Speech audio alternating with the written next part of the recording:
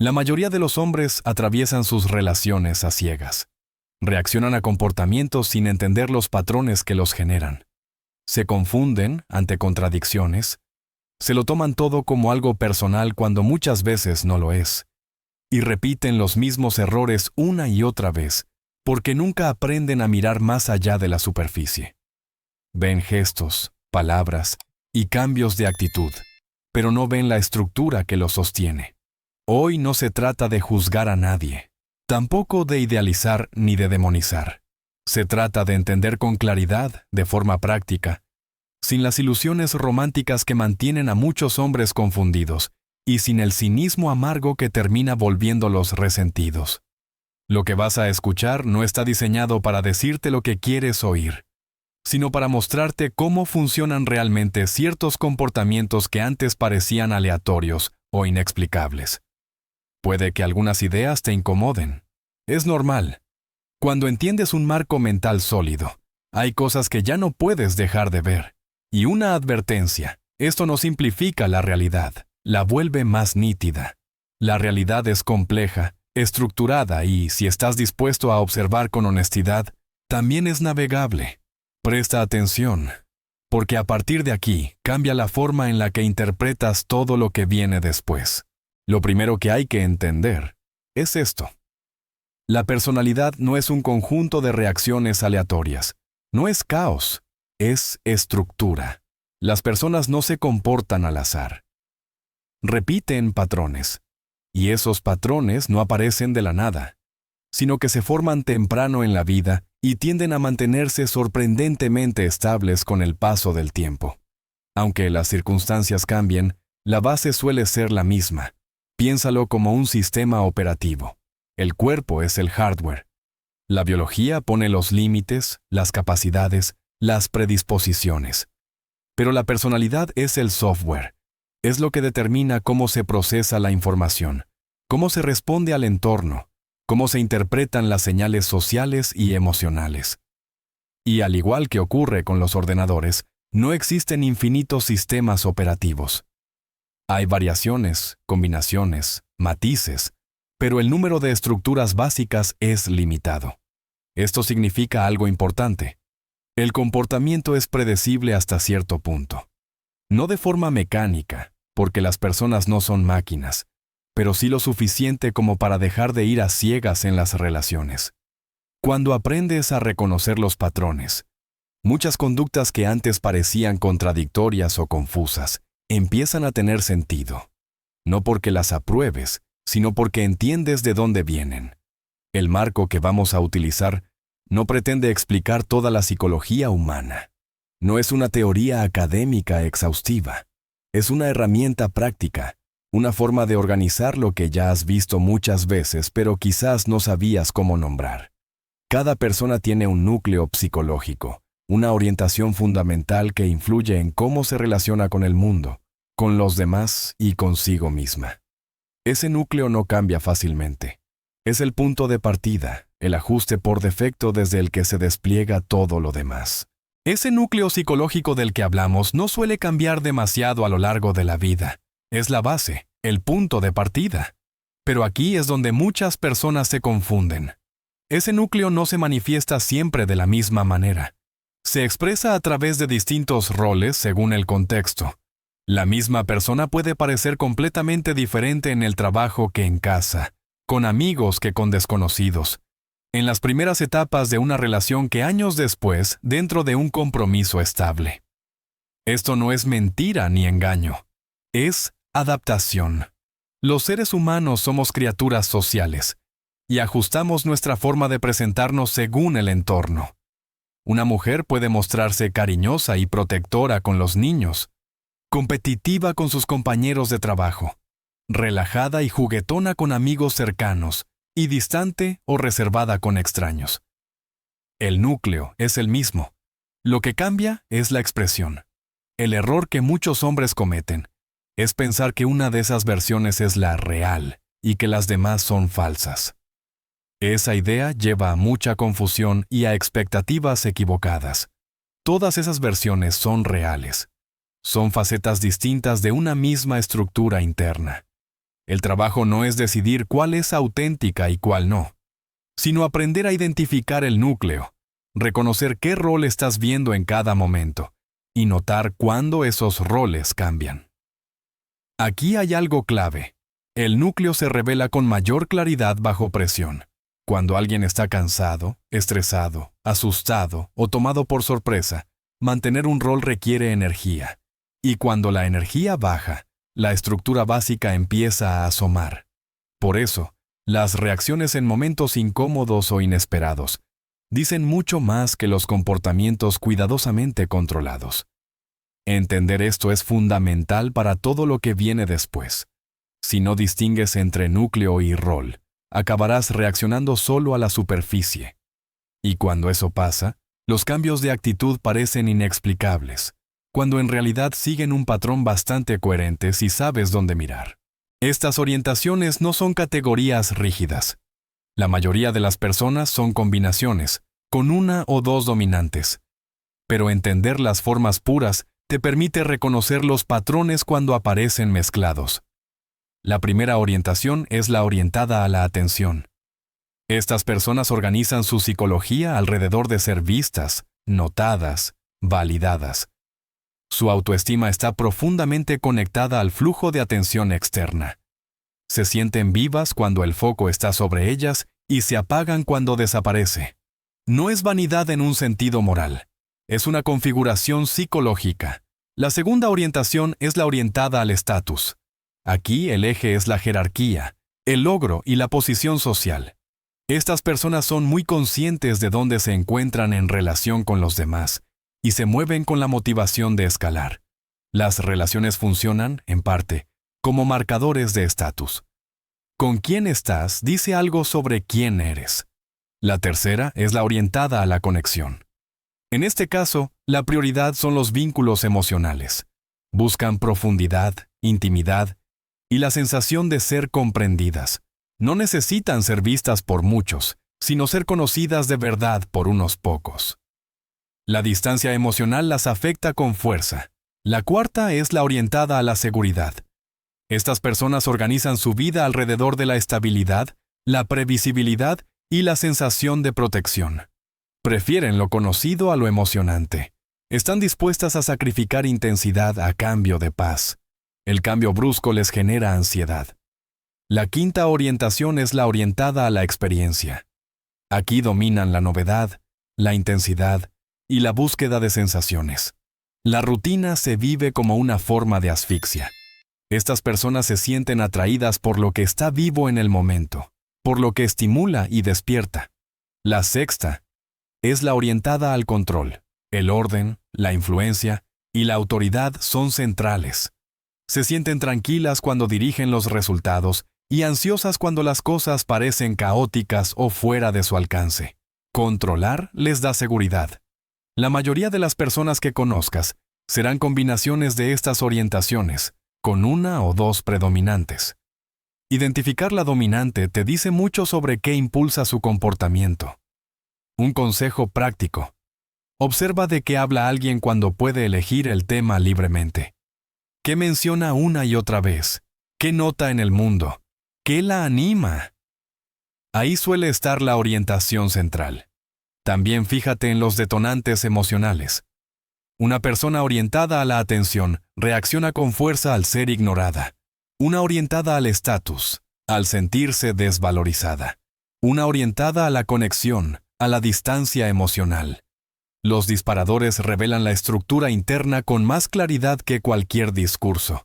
El siguiente concepto es clave para no confundir adaptación con engaño: la persona. En términos simples, la persona es la máscara social que usamos para movernos por el mundo. No es necesariamente una mentira.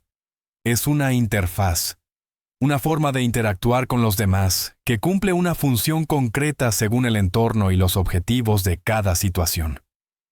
Desde muy temprano, las personas aprenden qué aspectos de sí mismas son aceptados, recompensados o rechazados.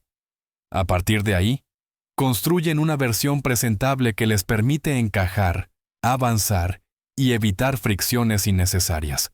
Esa versión puede ser amable, fuerte, independiente, vulnerable, misteriosa o complaciente, dependiendo de lo que haya funcionado en el pasado. La persona no aparece por casualidad. Es una respuesta aprendida. Hay personas cuya máscara principal es la de la simpatía constante. Buscan agradar, evitar el conflicto y mantener la armonía superficial. Otras adoptan una persona de fortaleza y autosuficiencia, proyectando que no necesitan a nadie. Algunas muestran una imagen de inocencia o fragilidad que despierta protección. Otras, una de seguridad y control que transmite autoridad. Todas estas máscaras tienen algo en común. Funcionan, al menos durante un tiempo. El error común es pensar que la persona es lo mismo que el núcleo psicológico. No lo es. La persona es una herramienta. Puede coincidir en parte con el núcleo, pero también puede ocultarlo. Y aquí aparece una distinción importante. Hay personas cuya máscara está alineada con su estructura interna, y otras cuya máscara es claramente compensatoria. En el primer caso, hay coherencia. En el segundo, hay tensión. Esa tensión se nota con el tiempo. Mantener una máscara que no encaja con el núcleo requiere energía constante. Bajo presión, cansancio o frustración, la persona empieza a resquebrajarse, no porque alguien quiera engañar, sino porque la máscara deja de ser sostenible. Es ahí cuando muchos hombres se sienten confundidos. Creen que todo cambió, cuando en realidad lo que cambió fue la capacidad de sostener la fachada. Entender la persona no es para desenmascarar ni acusar, es para observar con claridad. No te fijes solo en cómo alguien se presenta cuando todo va bien. Observa qué pasa cuando algo no sale como esperaba, cuando se siente insegura o cuando pierde el control de la situación. La relación entre la máscara y lo que hay debajo dice mucho más que cualquier discurso bien ensayado. Si la persona es lo que se muestra al mundo, la sombra es lo que se oculta. No porque sea necesariamente malo, sino porque en algún momento fue considerado inaceptable, peligroso o inconveniente. La sombra está compuesta por impulsos, deseos, emociones y rasgos que no encajaron con la imagen que la persona aprendió a proyectar. En lugar de desaparecer, se reprimen. Y lo reprimido no se elimina, se desplaza. La sombra no suele manifestarse cuando todo está en calma. Aparece bajo presión. Cuando hay cansancio, frustración, miedo o pérdida de control, la energía necesaria para mantener la máscara disminuye, y aquello que fue empujado al fondo empieza a filtrarse. A veces lo hace de forma sutil, otras de manera abrupta.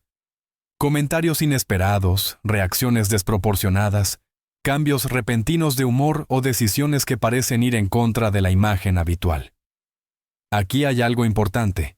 Cuanto más rígida y pulida es la persona, más intensa suele ser la sombra.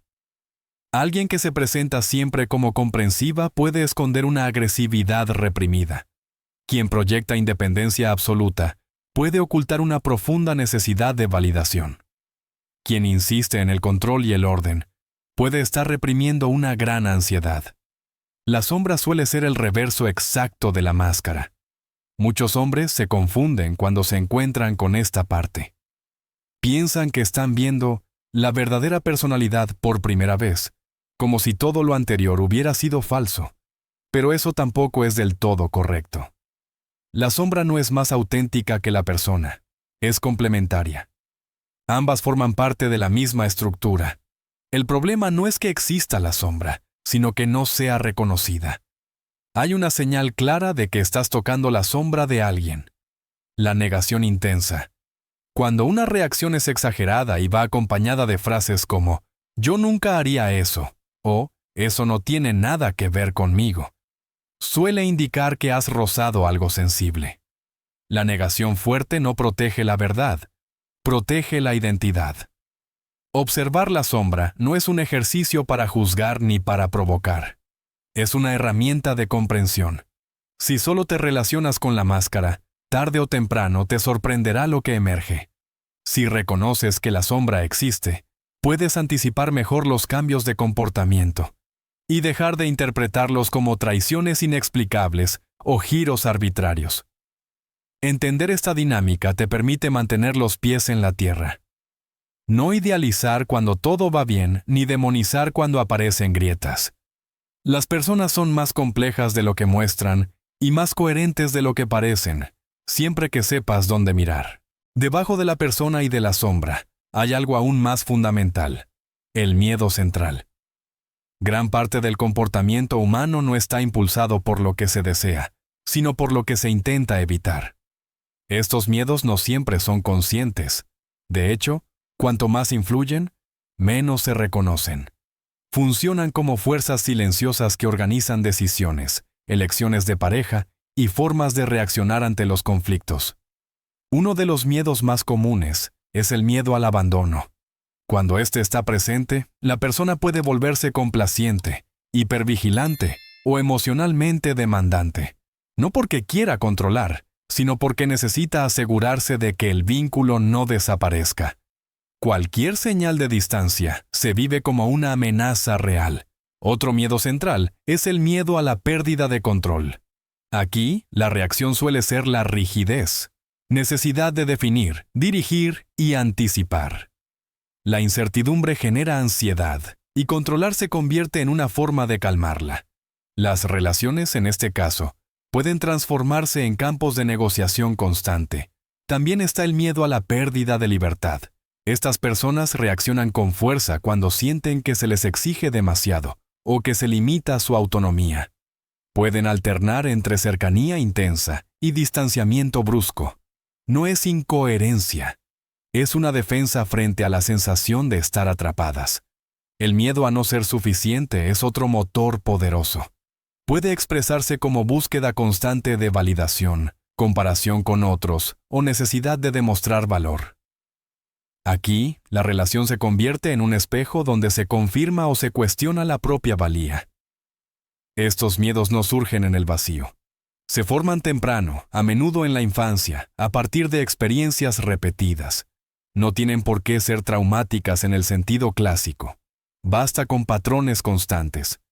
Lo importante es que, una vez establecidos, tienden a reproducirse. Comprender los miedos nucleares cambia la forma en que interpretas el comportamiento. Lo que antes parecía manipulación puede verse como protección, lo que parecía frialdad, como defensa. Esto no significa justificar todo.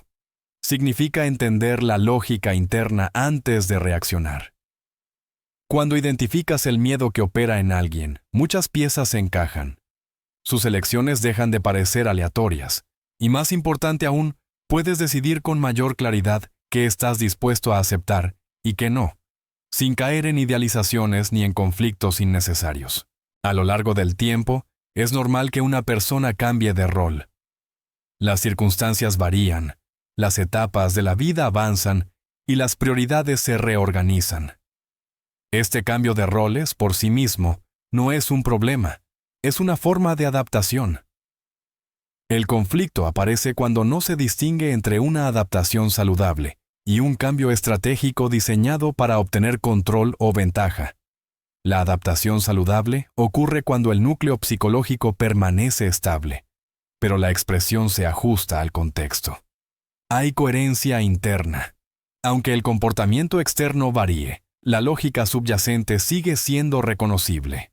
En cambio, cuando el cambio de rol es manipulatorio, la coherencia se rompe. Las reacciones dejan de responder a una estructura interna clara y empiezan a depender casi exclusivamente de lo que conviene en cada momento. Un signo importante es la inconsistencia emocional. Hoy cercanía intensa, mañana frialdad sin explicación. Hoy, apertura total, mañana silencio defensivo. Estos cambios no siempre indican mala intención, pero sí revelan una tensión interna no resuelta. Cuando alguien no sabe sostener un rol sin perder otro, suele estar compensando un miedo o una carencia. Otro indicador es la pérdida de límites. En la adaptación sana, los límites se negocian. En la manipulación, se desplazan. Lo que ayer era inaceptable hoy se presenta como normal, y cualquier resistencia se interpreta como falta de comprensión o sensibilidad. El marco cambia sin aviso, y eso genera confusión en quien está al otro lado. Una forma práctica de observar esto es mirar el comportamiento cuando la persona no está siendo observada ni evaluada, cuando no hay beneficio inmediato. Ahí, los roles tienden a relajarse y el núcleo reaparece. La adaptación puede sostenerse sin vigilancia. La manipulación necesita atención constante. Entender esta diferencia no es para sospechar de todo cambio. Es para dejar de justificar señales claras de incoherencia. Las relaciones sanas pueden evolucionar sin volverse opacas. Cuando el cambio constante genera ansiedad y desorientación, no es crecimiento. Es una señal de desalineación interna que, con el tiempo, pasa factura a ambos lados. Con el paso de los años, las estrategias psicológicas que una persona utiliza tienden a enfrentarse a la realidad. Lo que funcionaba a los 20 no siempre funciona a los 30 o a los 40. Aquí es donde aparecen dos caminos muy distintos: la adaptación consciente o el endurecimiento defensivo. Ambos parten del mismo punto, pero conducen a resultados opuestos. La adaptación ocurre cuando alguien es capaz de revisar sus patrones, reconocer que ya no le sirve y ajustar su comportamiento sin perder coherencia interna. No significa cambiar de personalidad, sino refinarla. Hay una integración progresiva entre el núcleo, la persona y la sombra. Esto suele traducirse en relaciones más estables, menos reactivas y con límites más claros. El otro camino es la fijación, cuando una estrategia deja de dar resultados, pero la persona se aferra a ella por miedo o orgullo. Aparece la rigidez. En lugar de adaptarse, se vuelve más extrema. Si antes buscaba atención, ahora la exige. Si antes controlaba de forma sutil, ahora lo hace de manera abierta. Esta rigidez suele ir acompañada de amargura, cinismo o una sensación constante de injusticia. Aquí hay un punto clave. El tiempo no cambia a las personas por sí solo. El tiempo amplifica lo que ya existe. Si hay flexibilidad, la amplifica. Si hay miedo no resuelto, también. Por eso, observar cómo alguien ha evolucionado a lo largo de los años dice mucho más que cualquier promesa sobre el futuro. Un error común es pensar que el cambio vendrá automáticamente con la edad o con una nueva relación. No es así. El cambio real requiere conciencia y esfuerzo. Sin eso, los mismos patrones se repiten con distintos rostros y en distintos contextos. Para quien observa desde fuera, hay señales claras. Las personas que se adaptan suelen asumir responsabilidad, hablar con matices y reconocer errores. Las que se fijan tienden a simplificar, a culpar siempre a factores externos y a repetir las mismas narrativas una y otra vez. Entender esta dinámica te permite dejar de apostar a potenciales imaginarios. No se trata de ser pesimista, sino realista. El pasado no garantiza el futuro, pero sí ofrece pistas fiables sobre la dirección en la que alguien se mueve cuando las circunstancias dejan de ser favorables. Cuando las personas entran en una relación, no lo hacen desde cero. Traen consigo un modelo de vinculación, una forma aprendida de conectar, intercambiar y protegerse dentro del vínculo. Estos modelos no siempre son conscientes, pero se manifiestan con bastante claridad a lo largo del tiempo. Entenderlos ayuda a explicar por qué algunas relaciones fluyen y otras se convierten en una fuente constante de tensión. Uno de estos modelos es el modelo de explotación. Aquí, la relación se vive como un recurso. La atención, el apoyo o la estabilidad del otro se utilizan para compensar carencias internas. Mientras el beneficio es alto, el vínculo se mantiene. Cuando disminuye, aparece el desapego o el conflicto. No suele haber mala intención explícita, pero sí una lógica utilitaria. Otro modelo es el modelo de intercambio. La relación funciona como un equilibrio. Doy para recibir. Hay una contabilidad implícita, a veces explícita. Este modelo puede ser relativamente estable si ambas partes comparten expectativas similares, pero se rompe cuando uno siente que da más de lo que recibe. El resentimiento suele acumularse en silencio. Está también el modelo de fusión. Aquí, la identidad personal se diluye dentro de la relación. el vínculo se convierte en el centro de la vida emocional. Esto puede sentirse intenso y profundo al principio, pero a largo plazo suele generar dependencia, pérdida de límites y miedo extremo a la separación. En contraste, existe el modelo de independencia. La relación es importante, pero no absorbe toda la identidad. Hay espacio personal, autonomía y límites claros. Este modelo suele ser más estable, aunque puede percibirse como frialdad por quienes buscan fusión. Por último, está el modelo de control. La cercanía se gestiona a través de reglas, expectativas rígidas o presión emocional. El control se disfraza a menudo de preocupación o cuidado, pero su función real es reducir la ansiedad interna del controlador. Ningún modelo es completamente puro. La mayoría de las personas combinan varios, con uno predominante. El problema surge cuando los modelos de ambos no son compatibles. Entender desde qué modelo se vincula a alguien te permite anticipar conflictos antes de que escalen y decidir con mayor claridad si el tipo de relación que se está formando es sostenible a largo plazo. Uno de los errores más comunes es confundir lo que se desea ver con lo que realmente está ocurriendo. Cuando alguien proyecta ilusiones, deja de observar. Interpreta gestos aislados como promesas, palabras como compromisos y momentos puntuales como pruebas de una estructura que, en realidad, no existe. La mente completa los vacíos con expectativas, y esas expectativas terminan sustituyendo a los hechos. Observar es distinto. Observar implica paciencia y distancia emocional suficiente para registrar patrones a lo largo del tiempo. No se trata de desconfiar de todo, sino de no construir conclusiones a partir de episodios sueltos. Las personas revelan su estructura real en la repetición, no en la excepción. Lo que hacen de forma consistente dice mucho más que lo que dicen cuando todo va bien. Hay 3 momentos especialmente reveladores. El primero es bajo presión. Cuando aparece el estrés, la prisa o el conflicto, la persona deja de actuar para agradar y empieza a reaccionar. El segundo es cuando no obtiene lo que quiere. Ahí se ve cómo gestiona la frustración y qué estrategias utiliza para recuperar equilibrio. El tercero es cuando no está siendo observada ni evaluada. En ausencia de un público, los roles se relajan y el núcleo reaparece. Proyectar ilusiones suele nacer del miedo.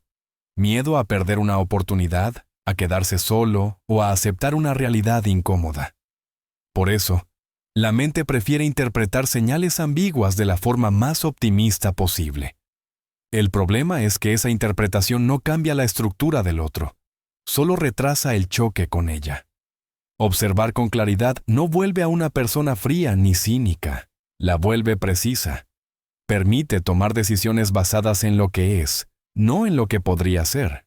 Esto reduce conflictos innecesarios y evita inversiones emocionales desproporcionadas. No elimina el riesgo, pero lo vuelve consciente. Cuando sustituyes la ilusión por la observación, muchas preguntas desaparecen. No porque tengas todas las respuestas, sino porque ya no necesitas inventarlas. La coherencia, o la falta de ella, se vuelve evidente. Y a partir de ahí, la elección deja de ser una apuesta emocional y se convierte en una decisión informada. Llegados a este punto, la idea central debería estar clara. Entender no es lo mismo que justificar, y ver con precisión no implica volverse frío. La claridad psicológica no elimina la emoción, la ordena. Permite relacionarse sin caer en idealizaciones que luego se convierten en decepción ni en defensas permanentes que terminan aislando. Cuando dejas de buscar explicaciones cómodas y empiezas a observar estructuras, muchas cosas encajan. Los cambios de comportamiento dejan de parecer traiciones inexplicables. Las contradicciones ya no se viven como ataques personales, no porque todo sea aceptable, sino porque sabes desde dónde viene. Y saber desde dónde viene algo te devuelve poder de decisión. Esta forma de mirar no está pensada solo para entender a otros. También te obliga a mirarte a ti mismo, a reconocer tus propias máscaras, tus sombras y tus miedos centrales, a preguntarte qué patrones repites, qué evitas y qué intentas controlar sin darte cuenta. La comprensión real siempre es bidireccional. Nada de esto garantiza relaciones perfectas. No elimina el conflicto ni el dolor, pero reduce la confusión, que es una de las formas más desgastantes de sufrimiento. Cuando sabes qué estás viendo, puedes elegir con mayor honestidad. Quedarte, irte, poner límites o profundizar, pero hacerlo con los ojos abiertos. La madurez no consiste en saberlo todo, sino en dejar de mentirte sobre lo que ves. En aceptar que las personas son complejas, pero no caóticas, que tienen estructura, historia y coherencia interna, incluso cuando esa coherencia no coincide con tus deseos. Ahora la pregunta queda de tu lado. ¿Cuántas veces interpretaste señales aisladas como promesas? ¿Cuántas veces ignoraste patrones claros porque no encajaban con lo que querías creer?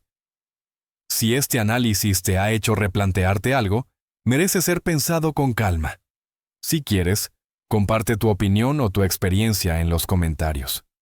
A veces, ponerlo en palabras es el primer paso para verlo con más claridad.